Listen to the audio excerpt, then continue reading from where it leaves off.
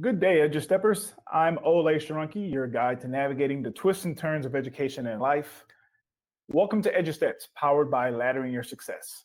Today's episode is all about cracking the code of college essays, the college essay that got me in and the one that didn't. Joining me as always is my co-host and LYS founder, Festus from Olay. Festus, what's the most random essay topic you've ever heard of? That's a good question.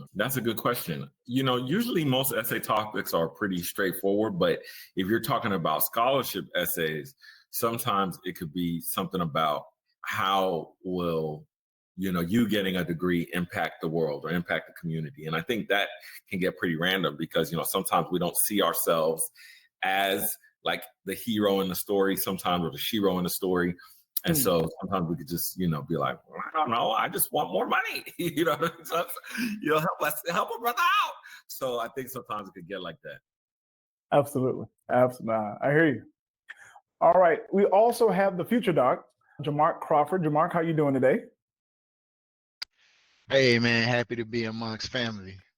Awesome. As always, love having you on. Thank you so much for joining us again, as always, Jamark. And we are honored to have a special guest with us, Jennifer Ledwith. Jennifer is the founder and owner of Scholar-Ready, LLC, a Houston-based organization dedicated to empowering students with the tools and knowledge they need to succeed in their academic journeys. With a deep passion for education and literacy, Jennifer specializes in preparing students for college entrance exams, such as the PSAT, SAT, and ACT. Her expertise extends to helping students craft compelling college essays and navigate the complexities of the college admissions process. A third-generation college graduate, Jennifer leverages her educational background, hard work, and family values to inspire confidence and success in her students.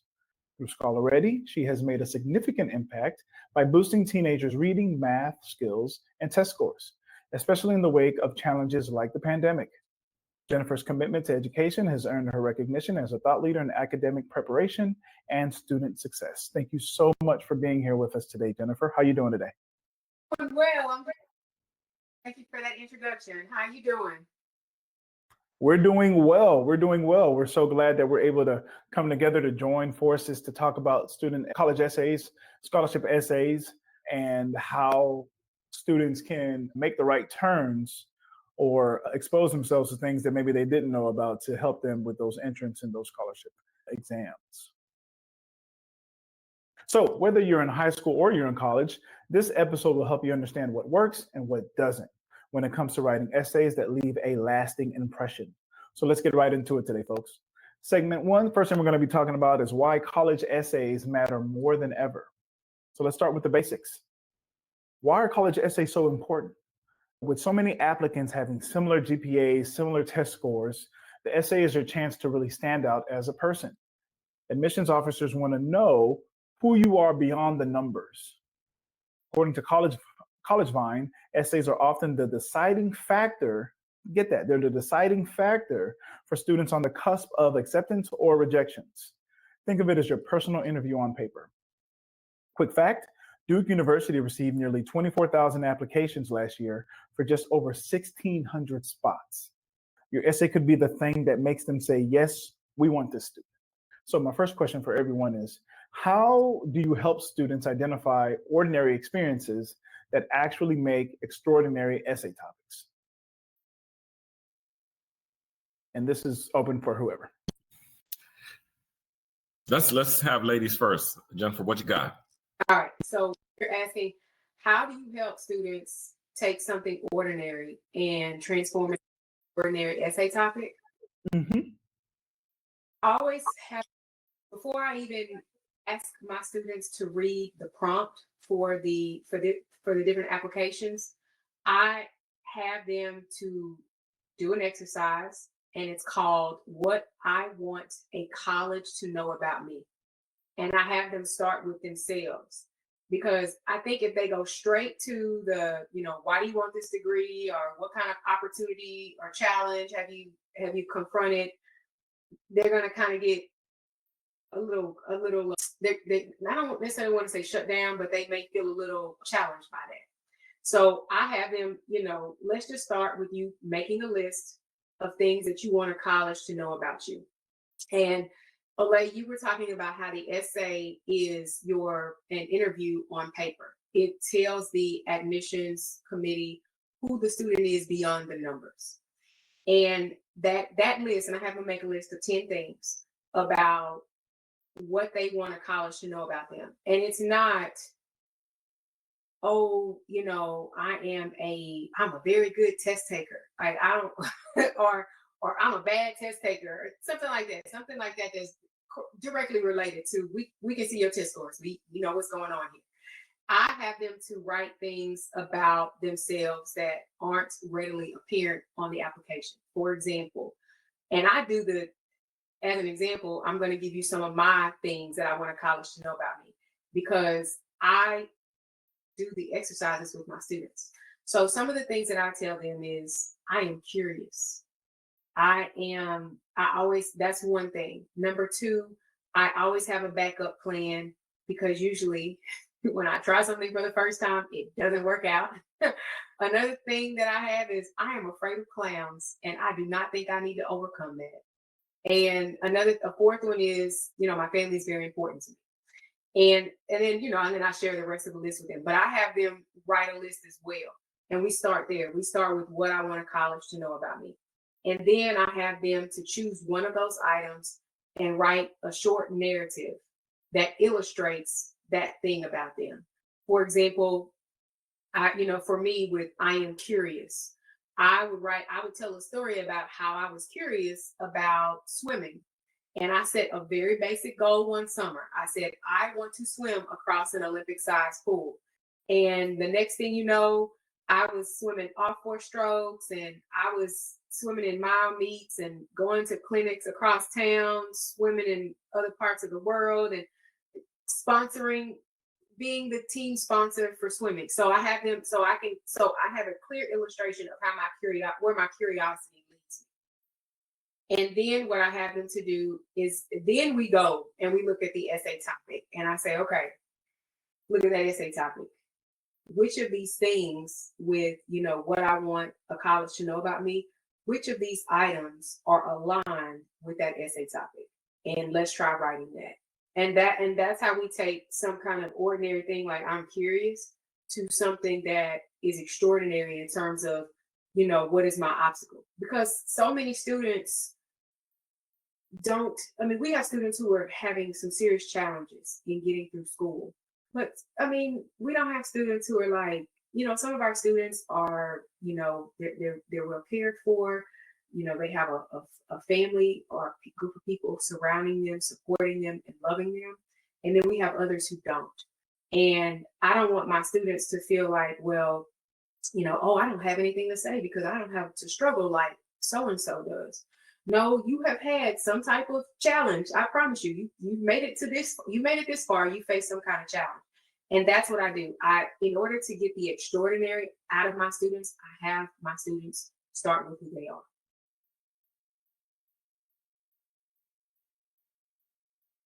I love that. Great points. Hey, LYS fam. It's Olay. Thanks so much for listening to LYS. I just wanted to take a quick moment to talk to the parents. That's right, mom and dad. Parents, prepare your child for their best educational fit after high school with our comprehensive LYS Parents Guidebook. Our helpful guide includes a range of activities designed to help you better understand your child's unique gifts and abilities. Additionally, we provide valuable insights into the student loan debt crisis and offer practical tips on how to avoid accumulating large amounts of debt. Our ebook also includes a wealth of information on scholarships, grants, and payment exemptions that can help guide your child towards a bright and successful future. With our expert guidance, you can rest assured that your child is well prepared to make informed decisions about their education and career path. Don't let your child's future be in jeopardy. Invest in their future today by downloading the LYS Parents Guidebook. Simply go to lys.com/parents to get your copy today. Now let's get back to the show, because it's some good topics. Go ahead, Festus. I think you wanted to say. Yeah, I would just tag on to that, is that thing that you think is ordinary might be extraordinary to somebody else. You know what I mean? Particularly when it comes to personal challenges. You know what I mean? So, you think about the story like The Blind Side, you know what I'm saying? Like, And obviously they went on to say, hey, you know, parts of those stories were fabricated and stuff like that, at least the movie version. But in real life, there's plenty of students who overcome some really serious challenges. And sometimes we just don't know, or we feel like, okay, I don't want to share that. That's embarrassing. But when you are one of those students who maybe you have done really well academically despite facing challenges, then, hey, you know, put it on that piece of paper, let them know, you know, that's part of your journey. Absolutely. Real quick, just wanted to say welcome to the one and only Daniel Hill. Thank you so much for joining us. Love having you. How you doing today? Wonderful, man. Glad to be here, man. Absolutely. How y'all doing? Doing well, doing well. You know, as you were talking, Jennifer, I was taking some notes, and I remember we had a student that came on, amazing student. I think she's at the University of Texas now. And she was stuck between three schools. She either wanted to go to USC, Howard, and UT, right, Festus? Were those the three schools? I think so. And so I think we did a little exercise. It's kind of similar to what you did, Jennifer. And we asked her, like, what are the things, what is the experience you want to take out of this college experience? What are some of the things you want to take out of it? And we just did a quick look. We just looked through the websites of the schools and, you know, talked about what you wanted to major in, who had something similar to what you wanted to major in. And so basically we were looking for alignment, right, with who she was as a person in the school that could best allow her to be herself and let those things kind of come out. And I can totally see that for students where there's this fear. The school as an institution is this huge, big thing. And it's like, this has to be perfect. And I don't want to mess this up, because if I do, or if I say this, or if I do this, or if I show them this part of me, it's like, you're not this quality of who we are as a school. And I think just as it is for us, when we're in the workforce and we're looking for a job, you know, I remember something Miles Monroe said that really changed the way I did any interview. We think of the interview as I know Daniel's laughing at me. We look at an interview as the potential employer looking at us, when really we should be looking at them. Is this a place that aligns with who I am? Is this a place where I can see myself really growing and being a place where my talents and my skills and abilities, you know, blossom? And I think when you take that approach, especially from like an application process, you know, coming up with an essay and ideas, I think that can really make you a value add. You know, it really adds to your value as a potential alumni, right? Someone's intention to come to the school. So I'll leave that open if anyone else had anything they wanted to drop in before we go into the next portion.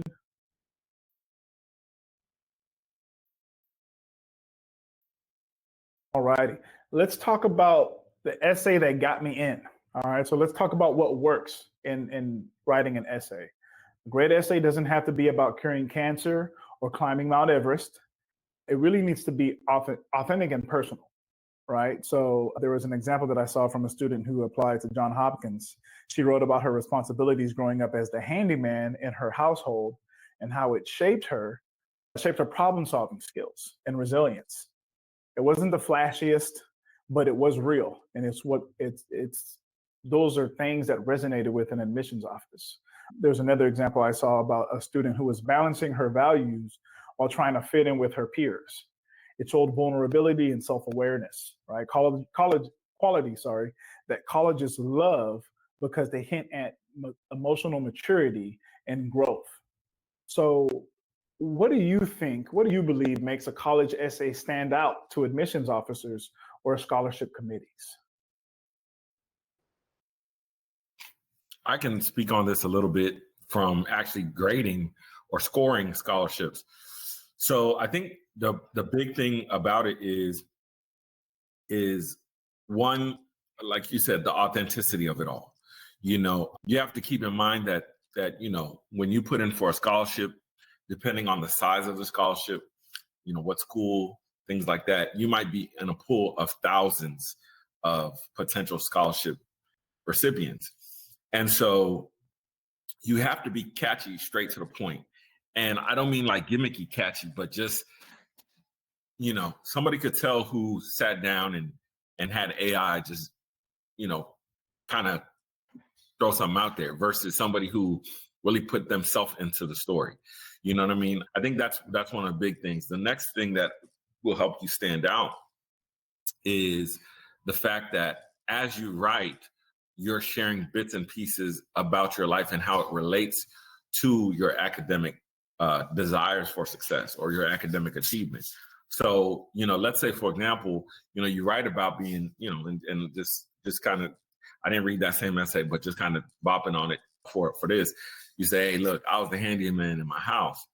But if you just wrote about being a handyman, but yet you said, hey, I was the handyman in my house, and I understand the importance of repairing and maintenance and different types of things like that. And so now that I'm going to med school, I understand the importance of, of maintaining health through fitness and exercise and the role that plays in hopefully maintaining the body and so on and so forth. And when you're able to make those connections, they say, this person's thoughtful, this person's authentic, and this person is also looking forward to what they're going to do here. And you have to understand this, right? This is the big thing about all this scholarship stuff, college entrance stuff. What is the differentiator between schools? Right now, it's actually going to be the acceptance rates. So they did a study on acceptance rates, and they said, schools that had open enrollment tend to have lower graduation rates. So if we accept everybody, fewer people actually graduate. So if we make it harder for people to get in, they actually had higher graduation rates. And so a lot of times that's actually linked to the effort and desire of the person who's trying to get into school. You see what I'm saying? So if I really, really, really, really want to get in, I'm going to jump through all kinds of hoops and hurdles. And so that generally shows up in the classroom. You see what I'm saying? So this is the way schools are looking at it now. It's like, hey, we're going to be really selective so we have higher graduation rates, because that's what ultimately matters, right? Is if you don't graduate, then you're not necessarily part of the alumni network in the same way as somebody who didn't. So I'll just throw that little caveat out there and then for somebody else. One of the things that I see that makes the essay stand out is telling a story. Often, and Festus, you said that to have it's important to get straight to the point and be catchy and not gimmicky, but a hook to hook the reader into the story. Most students, I think, so here's the thing, people will call me and they'll say, hey, Jennifer, can you just revise this essay for my daughter, my son, and if I haven't taught them how to write an essay for college, I won't do it, because most of the time when they bring it to me, it's not a story. They just read the prompt and then they just started writing, and now they're giving it to me so I can review it. And it's not a coherent story to express what they're saying. And I always feel like in order to correct students, it's important to have a relationship with them first, because I know they'd be like, who is this lady coming in here with this red ink, marking down my essay? So one of the things that will help students stand out is writing a story and choosing maybe one or two things to focus on. For example, Festus was talking about, I don't know if it's Festus or Olay, I don't know, both of y'all think you were talking about the essay about the student who wrote about how being the family handyman was allowed her to understand the importance of critical thinking skills, something like that. Whatever that main idea was, that is one single story about her adventures as a handyman. And that's one central idea. Maybe she learned about hard work, and maybe she learned about critical thinking skills and problem solving.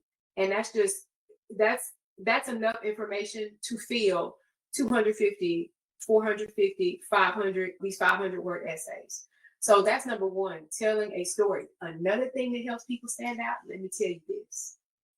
Why do you want to come to this college? And students will say, and I think you hit it, Festus, when you were talking about the rankings of the different universities based on the graduation rates and who they let in and all that. And I have students who want to go right in and say, I want to go to this college because it's number 1 or it's number 5 or whatever program that student is pursuing. And I say, no, this is what you're going to do. You're going to research the particular school that you're interested in.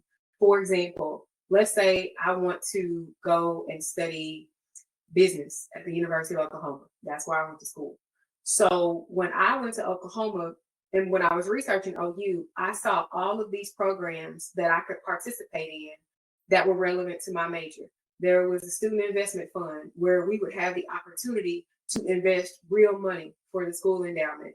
There was an opportunity to create a business as a part of a legitimate classroom experience. And it was a legitimate business as well. We got real grades and we had real money and we had to give the real money to a real philanthropy or to a real charity. And that's one of the things I wanted to do at OU. When I was at OU, I also wanted to be a part of this leadership program that allowed me to connect with business leaders, corporate as well as entrepreneurs. And those are the things that when I told OU I wanted to go there, those are the things that I let them know interested me. That level. And when I went to OU, I actually did all of those things, and those experiences were so impactful. So nobody really thinks about that. They don't really think about, oh, why don't you go research that professor and read what is she researching? Like, okay, you want to study economics? Okay, what is she researching in? What is she presenting about? Oh, you want to study, chemistry? What is that professor? What is his research interest? What is he, what are those things? Because that is going to set you apart, because nobody else is going to do that. And even AI, ChatGPT is not going to do that for you. And that's so number one, telling the story. And number two, really understanding that university and tailoring, looking at the special opportunities, special offerings, the wonderful professors at that school, and how it's going to help you become successful.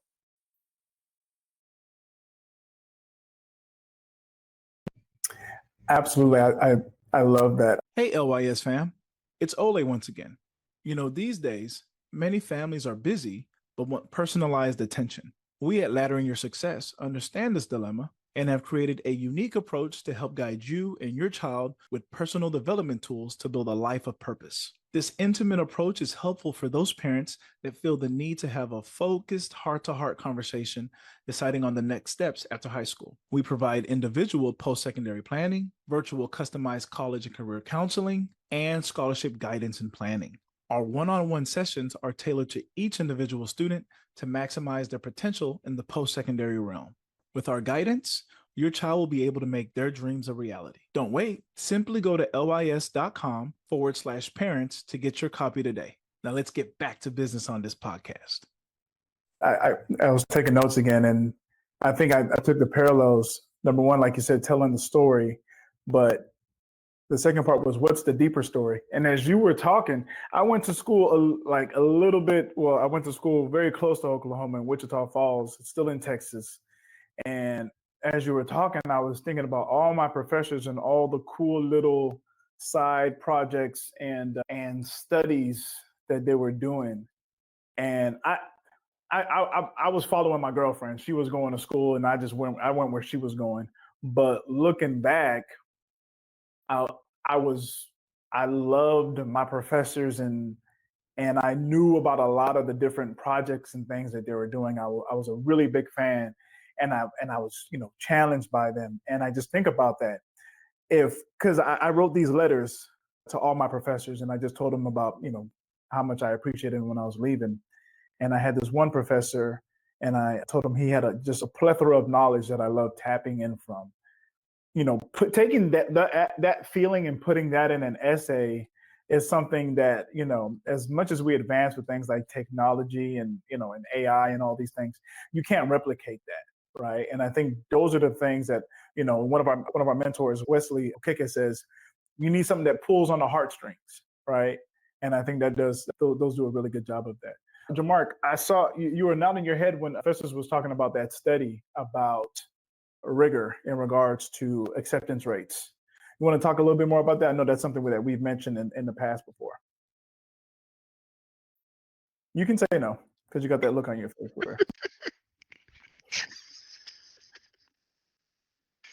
Nah,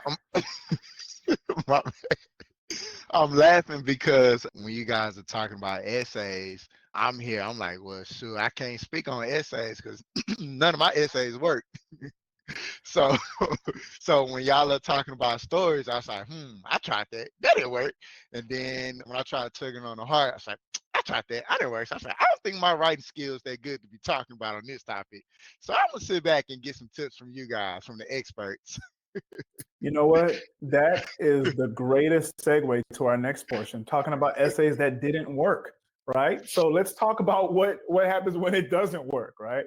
Remember, and so I was looking at this story about there's actually a student who wrote an essay on SpongeBob and got rejected by every Ivy League school, right? But there was also another story about a student who wrote about SpongeBob and got into USC. But I think to the point that we've been talking about, the way that they were able to connect SpongeBob and their perseverance really spoke well to USC. I think she got into USC and UCLA, but she ended up going to USC. But either way, the one student who wrote about SpongeBob and didn't get into any of the Ivy League schools, they had a 5.1 GPA, but they tried too hard to be quirky without tying it back to who they were as a person or why they were a good fit for those schools. So what's the lesson? Being unique is great. It's great to be unique, of course. But if your essay doesn't answer the prompt or connect to your story, it's not going to land well.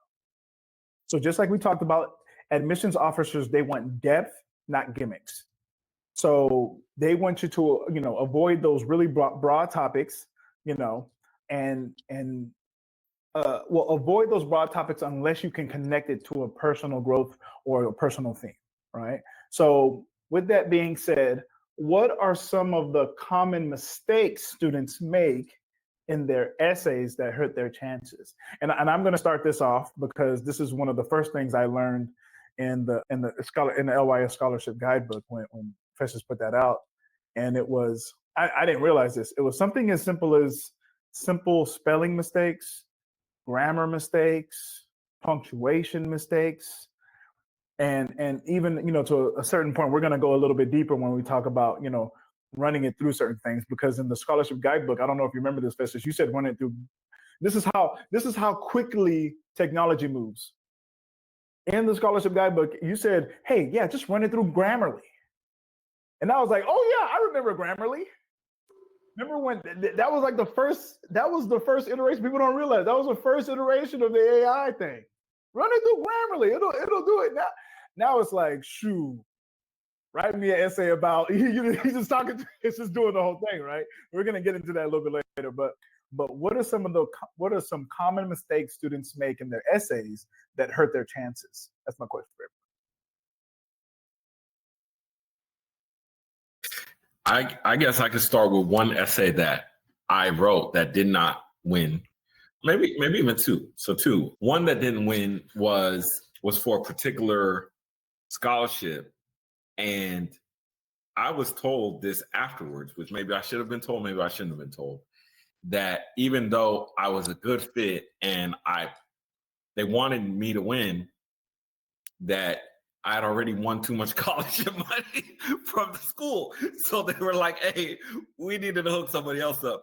And so they looked at that, and that was one of the reasons why I didn't get that additional scholarship, which, I think that's interesting and important. So I guess the lesson there is diversify where you apply for scholarships, because you could apply for things at your school and then things off campus. And that kind of takes me into my next story. Is there was a particular scholarship, LYS or something like that. And I should have done more research into the person before writing that scholarship essay. It was 1,000 words. And man, after 500, I think I was like 650 and I was struggling. I was like, they asking for a novel, you know what I mean? And I ended up getting rejected from that. So I think on the flip side there, which that was a pretty prestigious scholarship as well, come to find out later. But yeah, I think there is, elaborate on certain details that are pertinent to what they're trying to seek and what they're asking for. You know what I mean? So that's all I can say about things that didn't work for me. one thing that happened, so from the time I was a junior in high school to the time I was a junior in college, I applied for over 30 scholarships. And I didn't get all of them, but I earned enough to be able to graduate with very little student loan debt. And for me, it was a shift in my mindset. When I realized what I did was I was kind of playing around at first. But then when I changed my mindset, I said, I am competing. I had to reimagine who my competition was. And whenever I sat down to apply for a scholarship, when I sat down to write an essay, I imagined that I was competing against the valedictorian of my high school class. The valedictorian of my high school class was Nice. thank you. She was a beast. She was so valedictorian, first of all, did very well on so many advanced placement exams. She actually went to Harvard. She was going to Harvard, so we knew she was going to Harvard. And I think her older brother, who may have been valedictorian, I think he had gone to MIT. So that they were hardcore. So I wasn't competing against, and I don't have anything against my friends from high school, but my friends, like my close friends in my circle, they weren't going to Harvard.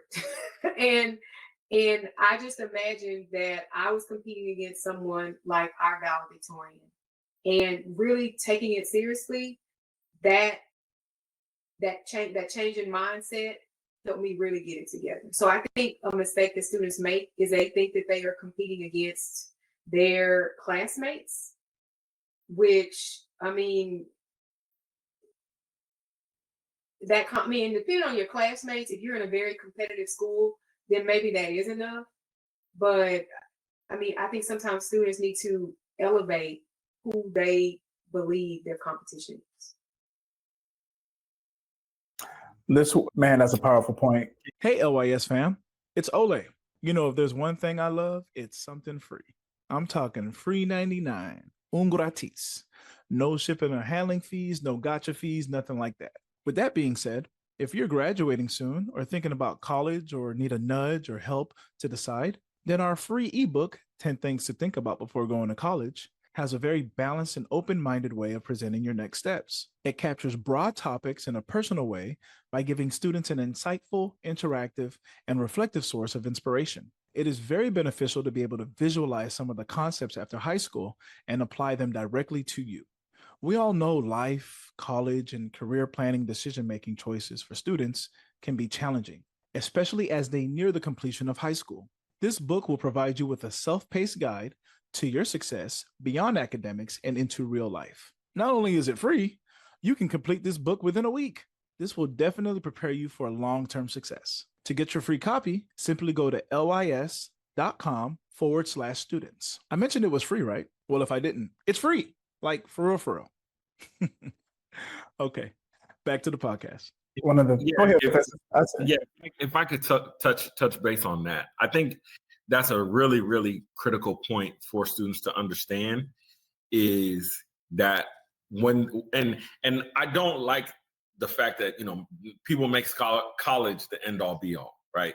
We need to broaden the education conversation to talk about blue collar workforce and not just blue collar, but all the opportunities that are available to students outside of going to college. But I will say this: understand that by getting more education in whatever field you're getting it in, what you're doing is you're setting yourself apart from your peers. And this is the thing: when you like me, when you like Olay, well, Olay's parents sheltered him. You know what I'm saying? But when you're like me, you know what I'm saying? And it's like, okay, again, you're running, and it's like, okay, I know I'm smart, but at the same time, some of my homies are on the street. I hang out with them, we cool, whatever. But you're really on that edge. You know what I'm saying? Life could go either way for you, because you could get caught up with them. You know what I'm saying? You have to understand that there's other people you're competing against that they have every opportunity. And so life is so much more easy for them because they have every opportunity in that particular lane, right? Understand what I'm saying here. I'm not saying, oh, it's just because they go to college. No, you got people who are going to welding schools that are third generation welders. So when you show up to welding class and you think, okay, I'm going to just, you know what I'm saying? I'm going to just use my street smarts, or I'm going to use my whatever. You got people who've been doing this. You know what I'm saying? So you gotta think about it that way. So I love that point that Jennifer brought up regarding college, but I think it's all fields of education, you know what I mean, of post-secondary education. It's like, hey, look, whatever it is you're getting in, understand that you're competing against everybody and not just the homies from the block. Man, to that point, Jennifer, I'm sorry, were you gonna hop in? Oh, I think that's a good application. You're competing against, so people have that mindset as they go into anything, whether it's competing for scholarships or college admission or competing for a top tier job in the welding profession. You have to come in and you have to realize that there are people who are doing this, like, who are hungry. They are so hungry for this. And you have to make sure that you have to be prepared for that. so powerful. You know, we used to say you're competing against people in your city, district, city, state, country. Now, as technology advances, you're competing against the world. And so, what a lot of people don't realize is, you know, this job that you could have done as things become more virtual, you know, you've got people in India and the Philippines and Korea and Slovenia who can do the same thing for a fraction of the cost. So, you know, your competition really is, you know, it's international now. And so that kind of leads that, or it doesn't kind of, it does lead me to the last question. And as we talk about the advancements of technology, I mentioned earlier how, you know, you could run an essay or a letter or a paper through Grammarly and get some quick fixes, right? Spelling, punctuation, grammar, clarity, things like that.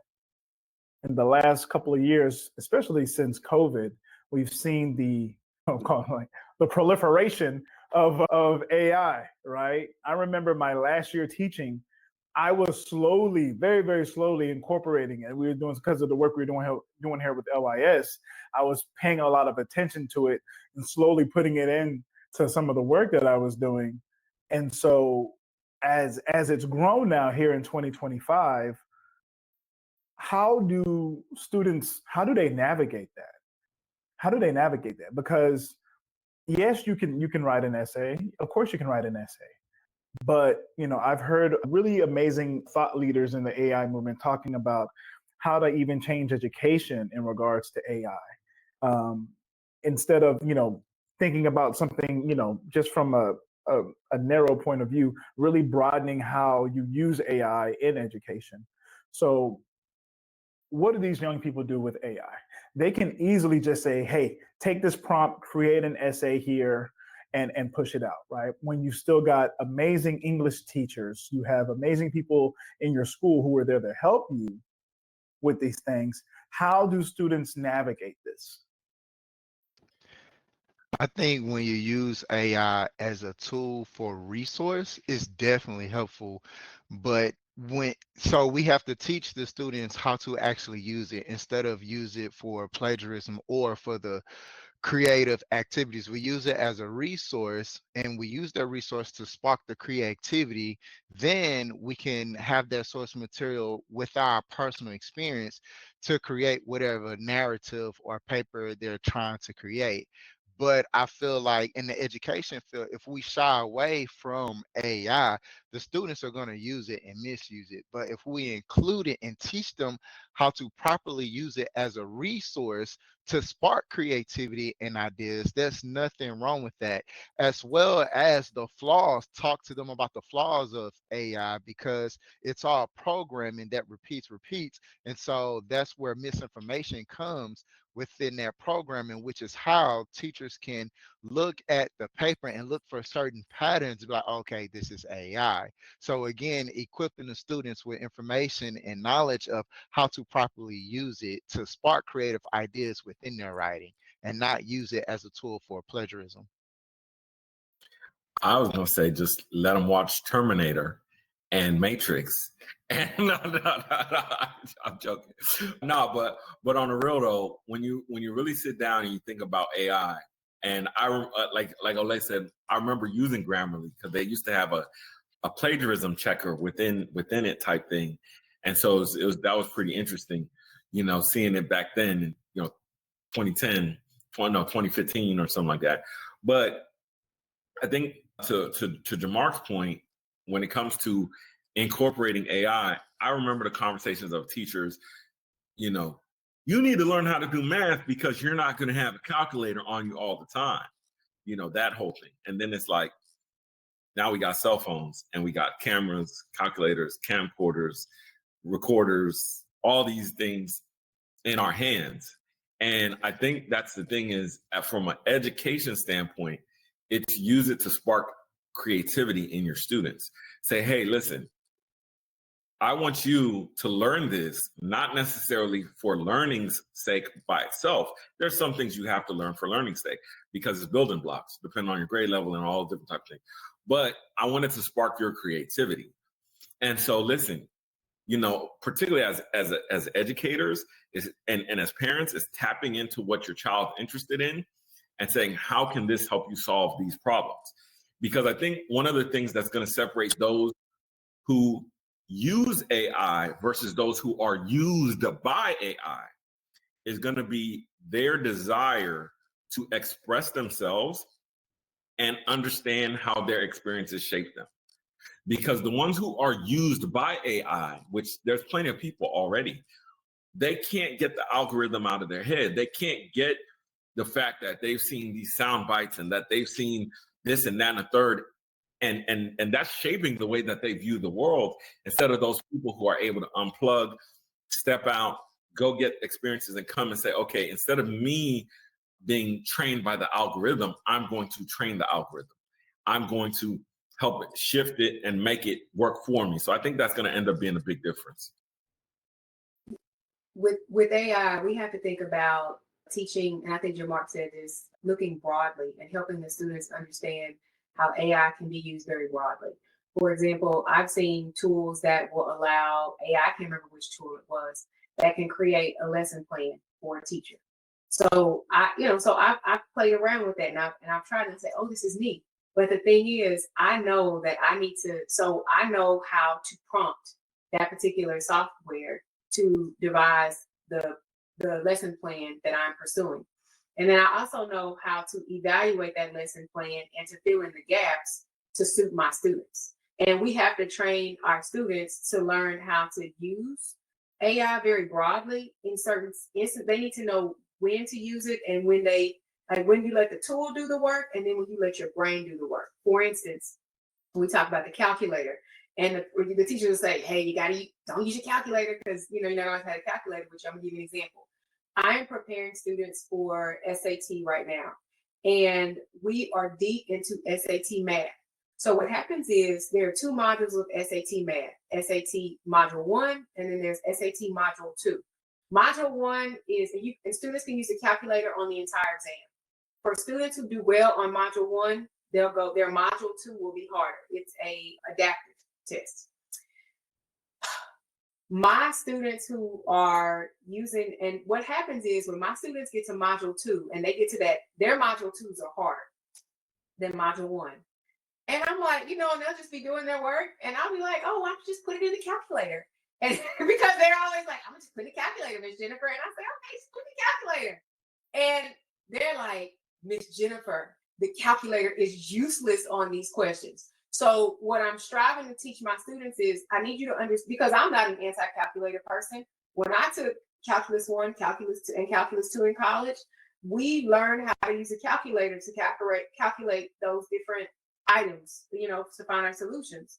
And what I'm teaching my students is when to use their brains and when to use the tool. And that's what we have to do when it comes to writing essays.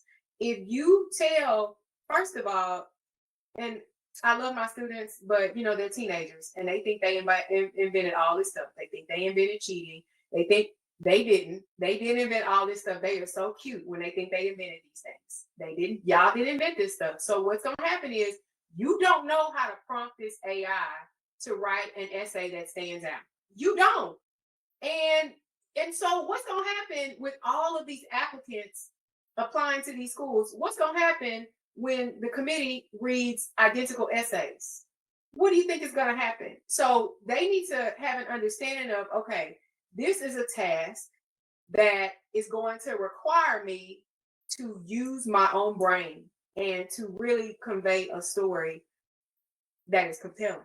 So that's what we have to do. We have to teach them, because I'm with Festus. We can't just, it's either use or be used by AI. And I know I want my students, I'm preparing students to use AI and not to be used by it. Hill, Daniel, how are you teaching your kids to use AI? Because I know you teaching them some sauce over there in 5th grade. Oh man, they're gonna call me. I wasn't ready like Crawford, man. Nah, I'm messing with you. Hey, no, it was fun she brought the cheating thing. The school had to implement something where they have to have a lockdown. What's it called? Like a lockdown shield or something. It's some new app. So when they click Firewall, on it, maybe. Yeah, they click on it, then it clicks them through a whole nother app where they can't use ChatGPT to answer all their questions, because he'd be like, bro, you can't add. How'd you get 100 on this? Bro, this is multiplication, man. It's area, bro. You can't even add. What like?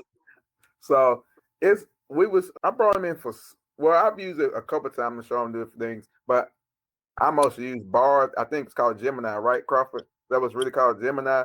So I show them that, like how to Google stuff, how to find different things. Like I think she was talking earlier about like choosing different schools based on why, different reason why you should go there.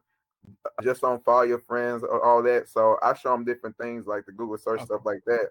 So yeah, to help them out. But mine are kind of young and they just try to use it for cheating, and it doesn't really work because sometimes I remember they was using it for cheating and reading or something one time, and she was like, "Man, this answer is all wrong."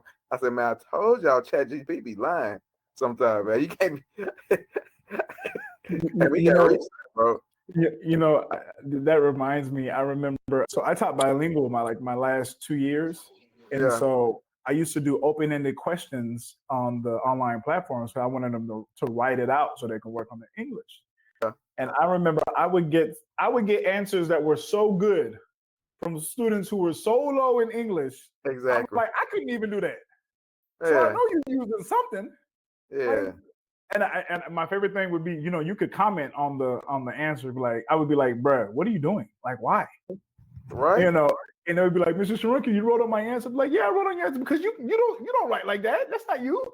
Don't do that. Right. So you dying, bro. Oh, for sure, man. Yeah.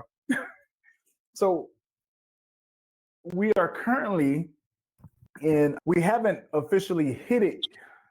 It depends on who you ask. I think we're almost there, but I don't think we've fully hit Web 3.0 yet. I think there are certain things that are still being tinkered out that I would say feel comfortable. I think we're closer to the end of 2.0, entering into Web 3.0. But we're starting to see like the AIs of the world, the ChatGPTs, the Geminis, the Perplexities of the world coming in and start to influence these things. And so to that point, I love what was said about not hiding away from that, which I think a lot of education does, right? We see these things coming. It's the elephant in the room, but we don't like to talk about it. And I think that takes away from the whole idea of education. I love when Festus talks about, when he breaks down the word education. But one of the things I think about in regards to education, and one of the things I really love about education is it gives you the ability to question something. And running away from something defeats the purpose of education to me in itself. You have to challenge yourself. You have to ask yourself a question. How do we deal with this for our students in an ethical way? And so I have some steps for the students to take this week based off of some of the things we said. This week, Brainstorm 3 potential essay topics that reflect who you are. Write a rough draft of one topic without worrying about perfection. Share your draft with someone who knows you well for honest feedback, and talk to some advisors to learn to use AI as a resource, using it broadly.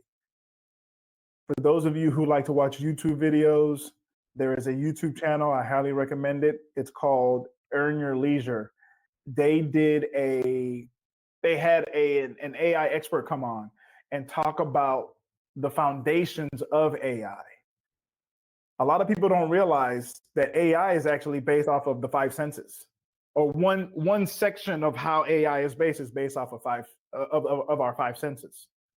So when you tell AI to create a photo of this, and this, it's literally trying to do something as a human would. And so once you understand the way it's formed, right? Once you understand its infrastructure, that will better help you in regards to creating prompts that are going to get you better results and help you grow. And so I think that's one of the, to everyone's point, one of the things that we really got to look to. Go ahead. Oh, sorry. All right. So folks, we have hit the end of our latest episode of Edu Steps powered by Laddering Your Success. I want to start off by saying thank you so much to Jennifer Ledwith of Scholar Ready for coming in and joining us and giving your wonderful insights and providing wisdom for these children, not for the children, sorry, for our students, for our young people, to help them learn and grow. I know some of them are going to say, I ain't no child. I'm no child. I'm not your child. So Jennifer, if you could, please tell the people how to contact you and learn more about what you do at Scholar Ready. All right. Thank you, gentlemen, for welcoming me to Laddering Your Success, to your podcast. To reach me, folks can visit www.scholarready.com. Scholar Ready is the word scholar and the word ready pushed together, just one R in the middle. And if they want to learn more, they can go to the contact us page and share their contact information and reach out to them. Wonderful, wonderful. Thank you so much, Jennifer. Folks, thank you for tuning into this episode of Edu Steps. If today's tips help ease some of your college essay stress, do us a favor, hit subscribe and share this episode with a friend who could use some guidance. And remember, your college essay isn't just an assignment, it's an opportunity to show the world who you are and where you're headed. For the one and only Daniel Hill, for the future Dr. Mark Crawford, I'm Olay signing off. Keep climbing that ladder to success. Festus, my good friend, give us the phrase that pays. So listen, there are legitimate excuses for not going to college. There's no legitimate excuse for not getting an education. And we will see you on the next episode.